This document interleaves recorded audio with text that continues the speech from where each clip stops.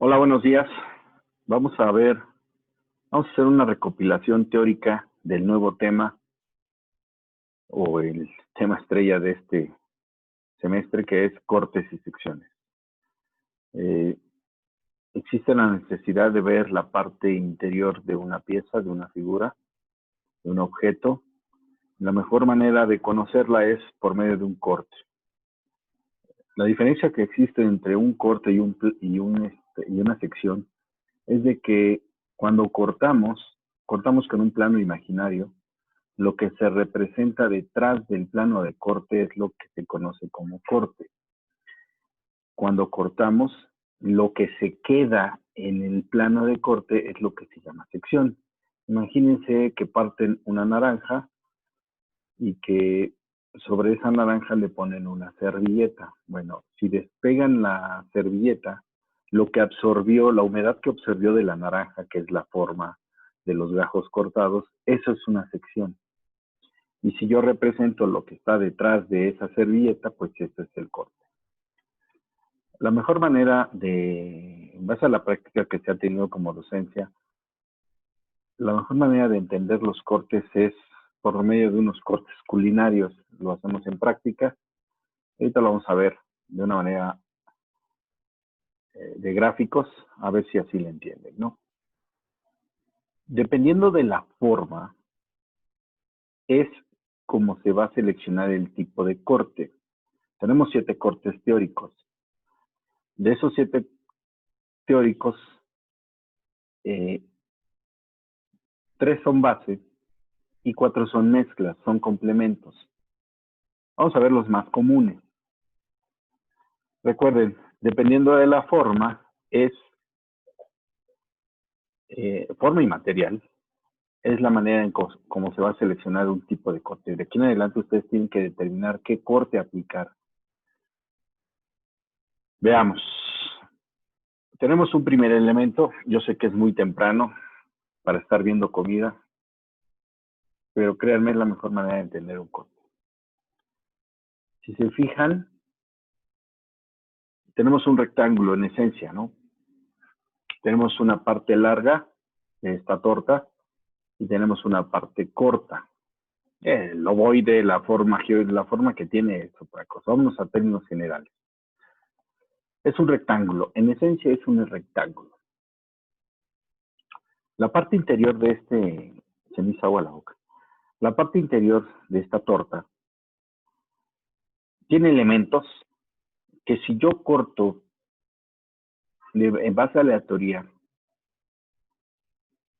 transversalmente es en el sentido corto a partir del eje largo. Entonces el eje largo es de aquí a acá, el corte transversalmente sería perpendicular al eje largo. Entonces, aquí está. Habría elementos que no conocería, ¿no? Por ejemplo, esta cosa que creo es lechuga, esta parte de cebolla, no se vería. Si lo hago en el sentido largo, absorbo más distancia, veo más cosas, ¿no? Entonces, en este caso, lo más lógico es hacer un corte longitudinal, ya que si lo hiciera transversalmente, hay elementos que al momento de cortar ya no vería, como por ejemplo esta lechuga, ¿no? Esta cosa verde, porque esta es lechuga y esta aquí no hay cosa. Entonces, si yo lo hago longitudinalmente, ya puedo ver la parte interior de esta cosa verde, de este jitomate, de esta lechuga y, bueno, el contenido, ¿no? Entonces, para representar un plano de corte, primero hay que hacer el plano de corte por medio de una línea gruesa, mixta, segmento largo, espacio, segmento corto, y reforzarla. Para indicar que esto es un plano de corte, se refuerza con un doble grueso en el inicio y en el final. ¿Vale? Es importantísimo. Posteriormente tenemos que indicar el sentido de observación. Si yo voy a cortar así, yo voy a ver esta parte cortada. Esto se va y voy a ver esta parte. Entonces el sentido de observación se va a indicar por medio de unas cabezas de flecha. Estas cabezas de flecha me van a decir de dónde a dónde voy a ver. Y por último se tiene que poner una nomenclatura. La nomenclatura va por fuera de las cabezas de flecha y dependiendo del número de cortes, se enumeran por medio de letras, ¿no? Si tengo 3 cortes aquí, bueno, A, B, C, en este caso sería el corte A. La nomenclatura tiene que ir por fuera de las cabezas de flecha de manera monodireccional, o sea, en el sentido, no, perdón, no va monodireccional, va en el sentido horizontal siempre. Ok, una vez que hicimos esto, la aplicación del plano de corte, que tiene un valor en nuestras láminas, hay que representar el isométrico cortado, que es lo que se está viendo interiormente. Entonces, el isométrico o la figura completa no nos interesa. Lo que nos interesaría es ver el elemento cortado, ¿vale? Este se conoce como elemento desplazado. A veces se dibuja, a veces, dependiendo del grado de manchadez de su maestro. A veces se pide, y si no, nada más dibujaría la parte cortada, ¿no? En la parte larga ya veo que hay todos los elementos con los cuales se cuenta interiormente en esta figura, en esta torta, ¿no? Entonces, cuando tenemos un elemento alargado, lo más conveniente es hacerlo longitudinal, que no siempre. El siguiente ejemplo es un elemento alargado, pero de manera repetitiva. O sea, si ustedes lo cortan a lo largo, pues va a ser siempre lo mismo, ¿no? Aquí nada de que hay elementos extras. Cuando es así, si se fijan es un rectángulo, tenemos un largo y un ancho. Cuando esto es así, cuando consideremos que el elemento es repetitivo, aquí sí se tiene que hacer un corte transversal. El corte transversal, una vez que ubicamos el eje largo, perpendicularmente a 90 grados es el eje transversal. Entonces, nuevamente la simbología es un plano de corte por medio de una línea gruesa, mixta, espacio, segmento largo, espacio, segmento corto, espacio, segmento largo. Se refuerzan las bases, el inicio y el final. Esto indica que es un plano de corte y vamos a determinar el sentido de observación. En este caso vamos a ver hacia la izquierda. Y la nomenclatura por fuera de las cabezas de flecha de manera horizontal, ¿vale? Nuevamente, esta parte, el elemento completo ya no me sirve. Lo que tengo que representar es el elemento cortado. Así está. ¿Vale? Por supuesto, o sea, esto es un axonométrico, o sea, es un isométrico, pero lo que quiero que entiendan es la aplicación del plano de corte. Yo si lo hago longitudinalmente, no me aporta mucha información. En cambio, si lo hago transversalmente, pues ya me generaliza lo que se repite y me generaliza el interior de que es un cajón de pan que adentro tiene relleno, ¿no? Bueno, vamos a ver otra forma. Esta forma es un cuadrado, o sea, no tenemos largo, no tenemos ancho. Cuando pasen así las formas, lo más conveniente es hacerlo de manera oblicua. Aquí yo no sé cuál es el largo, no sé cuál es el ancho porque es un cuadrado. Si yo lo hago de manera inclinada, oblicua, a partir del eje pues, longitudinal, transversal, horizontal y vertical, llamémosle así, absorbo más visualización de corte. Entonces, ahí está el cuadrado.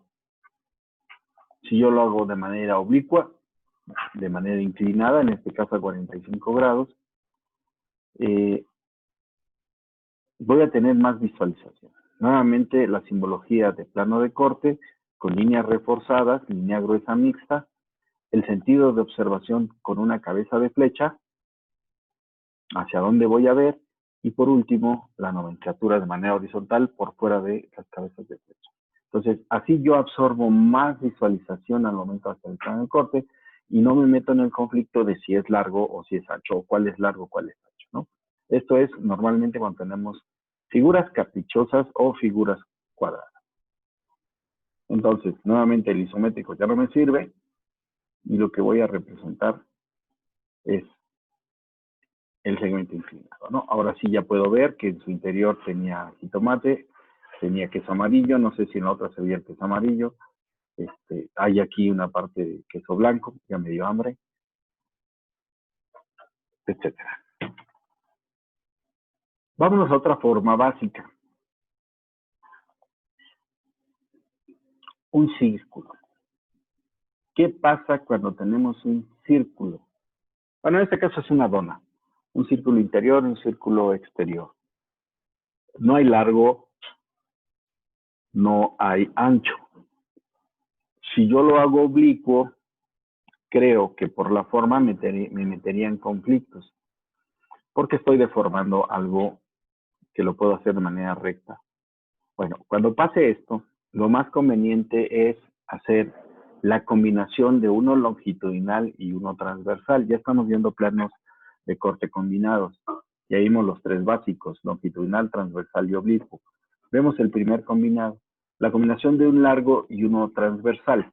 A este se le conoce como medio corte. A partir del centro yo trazo un eje, una línea horizontal y una perpendicular.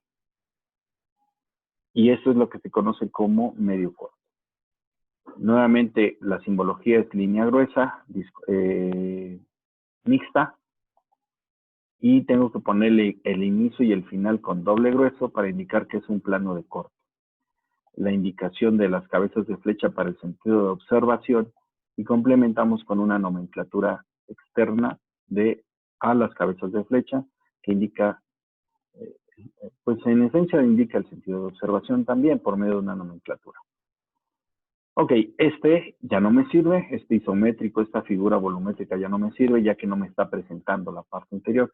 Si se fijan, aquí pues es un elemento rojo y se acabó, ¿no? Cuando nosotros cortamos, nos llevamos sorpresas y cumplimos con el objetivo, ¿no? Ver cuál es su interior. Resulta que tiene una parte blanca, una parte de leche escondida, ¿no? En su parte interior hay una parte de leche. Entonces, este es el objetivo del corte, ver la parte interior para que no nos lleve sorpresas, ¿vale? Esto se conoce como medio corte. Normalmente cuando son circulares, lo más conveniente es hacer un medio corte o el otro que vamos a ver, que se llama corte por planos concurrentes. O sea, tenemos una figura circular, ese sí se ve riquísimo. Y de igual manera, aquí convendría, ¿qué diferencia haría en esta figura entre un medio corte y un corte por planos concurrentes? Bueno, de cierta manera la figura anterior se veía medio repetitiva, ¿no?